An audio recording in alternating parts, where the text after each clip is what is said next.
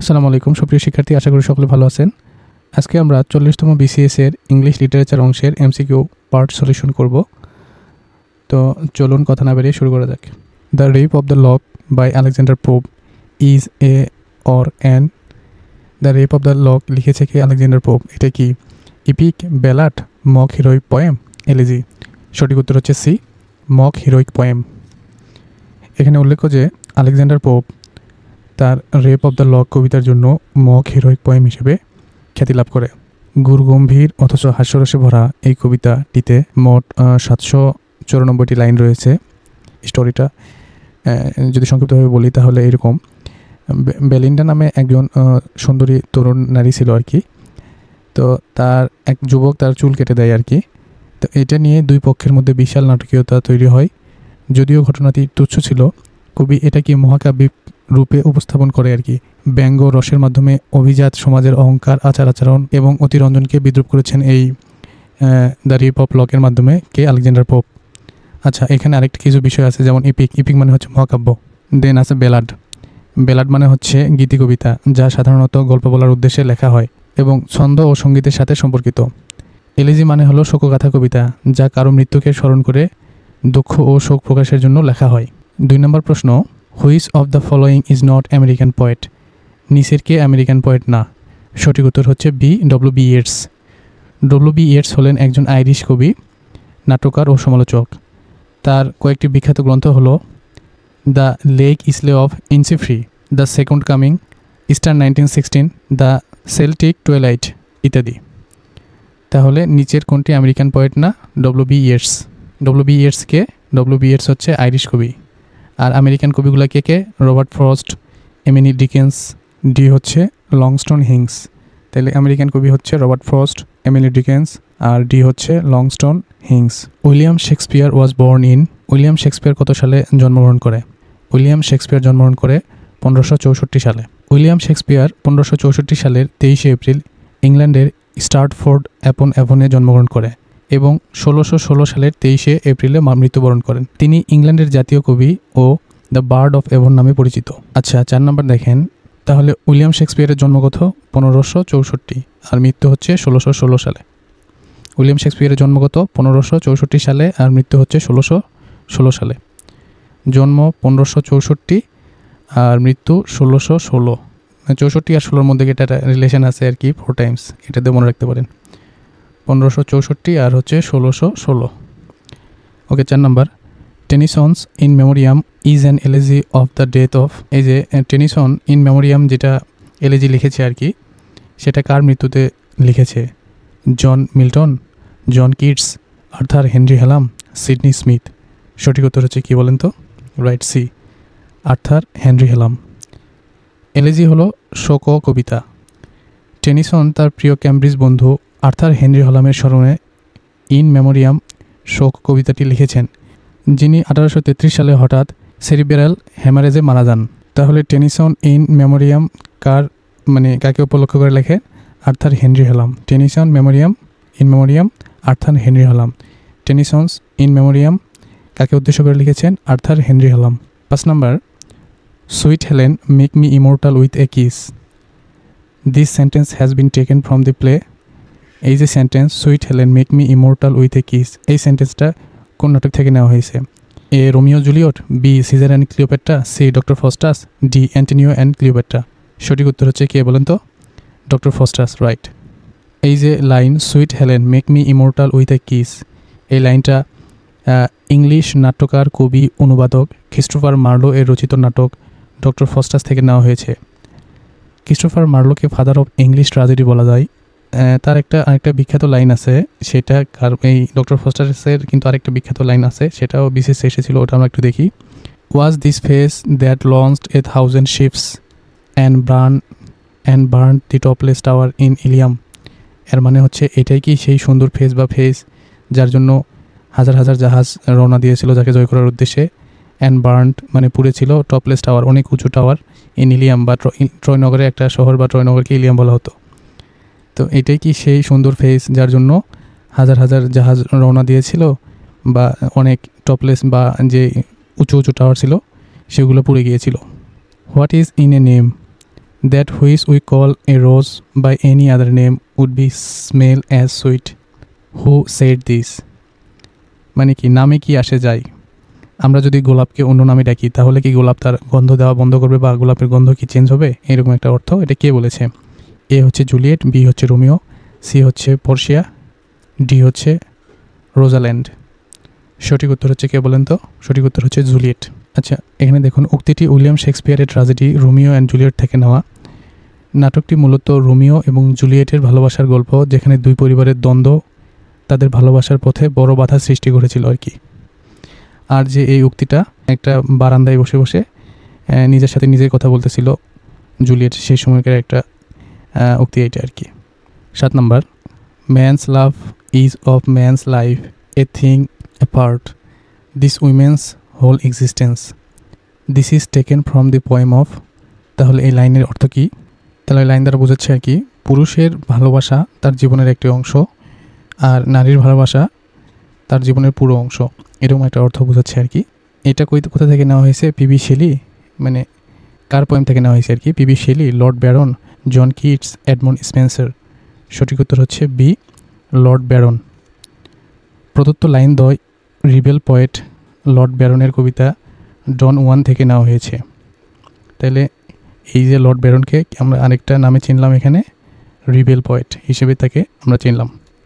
Man's love is of man's life a thing apart, this women's whole existence. এটা কে লিখেছে? এটা লিখেছে লর্ড ব্যারন। লর্ড ব্যারন হচ্ছে রিবেল পয়েট নামে খ্যাত। ওকে, 8 নম্বর দেখুন, হু ট্রান্সলেটেড দ্য রুবাইয়াতে ওমর খৈয়াম ইন্টু ইংলিশ? কে এটা ইংলিশে ট্রান্সলেট করেছে? কোনটা? রুবাইয়াতে ওমর খৈয়াম। এটা ট্রান্সলেট করেছে, বি নাম্বার হচ্ছে এডওয়ার্ড ফিটজেরাল্ড। তাইলে রুবাইয়াত অফ উমর খৈয়ামকে ট্রান্সলেট করেছে Edward Fitzgerald. Rubaiyat of Omar Khayyam কবিতাটির লেখক অজানা। ফরাসিতে লেখা এই কবিতাটি 1859 সালে এডওয়ার্ড ফিটজেরাল্ড ইংরেজিতে অনুবাদ করেন। 9 number, Ulysses is a novel written by Joseph Conrad, Thomas Hardy, Charles Dickens. D হচ্ছে জেমস জয়েস। সঠিক উত্তর হচ্ছে কি? James Joyce. ইউলাইসিস নামে কিন্তু 2টি সাহিত্যকর্ম আছে, একটা হচ্ছে পোয়েম আর অন্যটা হচ্ছে কি? নভেল বা উপন্যাস। আচ্ছা, কবিতা যে পোয়েম সেটা লিখেছে আলফ্রেড রবার্ট টেনিসন, দেন উপন্যাসটি লিখেছে জেমস জয়েস। এই দুটোই কিন্তু বিসিএসে এসেছে। তো আমরা মনে রাখবো আর কি, পোয়েম একটু কাব্যিক হয়, লাইনগুলো বড় বড় বা এইভাবে একটু মনে রাখতে পারি। তো পোয়েম লিখেছে আলফ্রেড লর্ড টেনিসন, আর উপন্যাস লিখেছে কে? James Joyce. এই দুটার মধ্যে এই জেমস জয়েসের লেখা যে উপন্যাস, এটাই বেশি পরিচিতি পেয়েছে আর কি। যদিও আলফ্রেড লর্ড টেনিসনের লেখা ইউলাইসিস কবিতাও খুব জনপ্রিয়। 10 number, the short story the diamond necklace was written by A Guy Maupassant, B O Henry, C Somerset মুঘাম, ডি জর্জ অরওয়েল। সঠিক উত্তর হচ্ছে এ, গিট মোপাসো। আচ্ছা, দ্য ডায়মন্ড নেকলেসকে লিখেছে গিট মোপাসো। দ্য ছোট গল্প দ্য ডায়মন্ড নেকলেসকে দ্য নেকলেস নামে অভিহিত করা হয়। এটি 1884 সালে ফ্রেঞ্চ লেখক গিট মোপাসো লিখেছেন আর কি। দ্য ডায়মন্ড নেকলেসের স্টোরিটা যদি আমরা জানতে চাই তাহলে এরকম, এখানে একটা হিরো থাকে, একটা হিরোইন থাকে আর কি। হিরোইন একটা নিম্নবিত্ত ফ্যামিলি বিলংস করে, তো সে চাইতো সে যাতে ধনী ফ্যামিলিতে জন্মগ্রহণ করতো বা ধনী ফ্যামিলি বিলংস করতো, কিন্তু আনফর্চুনেটলি সে নিম্নবিত্ত ফ্যামিলি বিলংস করে। Then on the other hand hero সে একটা খুব সামান্য সরকারি চাকরি করে আর কি। তো তাদের বিয়ে হয়। বিয়ে হওয়ার পরে তার স্বামীর একটা অফিসের পার্টিতে তারা দুইজন ইনভাইটেড হয়, কিন্তু হিরোইন বা যে ওয়াইফ আছে সে সেখানে অ্যাটেন্ড করতে চায় না। কেন? তার ভালো পোশাক নেই, ভালো গহনা নেই, এই অসিলাই। তার স্বামী তখন তাকে অনেক টাকা ঋণ করে তাকে একটা ভালো পোশাক বানিয়ে দেয়, কিন্তু গহনা না থাকার কারণে সে আবার যেতে চাচ্ছিল না। তখন ওয়াইফটা তার একটা ধনী বান্ধবীর কাছ থেকে একটা নেকলেস ধার নেয় আর কি। তো তারা সেই পার্টি অ্যাটেন্ড করার পরে পার্টি শেষে ফেরার পরে দেখে যে তাদের মানে এই যে হিরোইনের গলায় সেই নেকলেসটা নেই।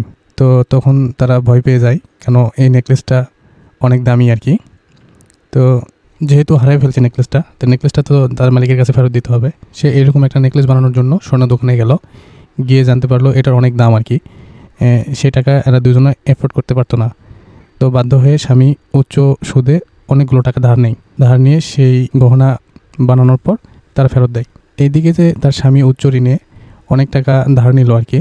তো সেই টাকা ইনকাম করে শোধ দিতে দেখা গেল তাদের জীবন থেকে 12 থেকে 14 বছর চলে যায় এবং তাদেরকে খুবই কঠোর পরিশ্রম করতে হয়। তো দিন শেষে যখন তাদের ঋণ শোধ হয়ে গেল সেদিন এই হিরোইনের সঙ্গে তার ওই বান্ধবীর দেখা হয়ে গেল আর কি। তখন দেখা গেল এই তীব্র পরিশ্রম কাজ করার কারণে হিরোইনের চেহারাটা আগের তুলনায় নষ্ট হয়ে গেছে। তখন জিজ্ঞাসা করে তার বান্ধবী যে তোমার চেহারা এরকম হয়েছে কেন? তখন তার বান্ধবীকে বলে আসলে তোমার ওই নেকলেসটা আমি হারাই ফেলছিলাম, ওটা তোমাকে শোধ দেওয়ার জন্য অনেক টাকা ঋণ করতে হয়েছে, সেই টাকা শোধ দেওয়ার কারণে শোধ দিতে গিয়ে আমাদের অনেক পরিশ্রম করতে হয়েছে, যার কারণে এরকম হয়েছে আর কি আমার চেহারা। তখন তার বান্ধবীটা তাকে বলে আসলে তুমি যে নেকলেসটা নিয়েছিলে বা ফেরত দিয়েছিলে ওটা আমি দেখেও নেই পরে আর, কারণ ওই নেকলেসটা ছিল কপি নেকলেস বা নকল নেকলেস।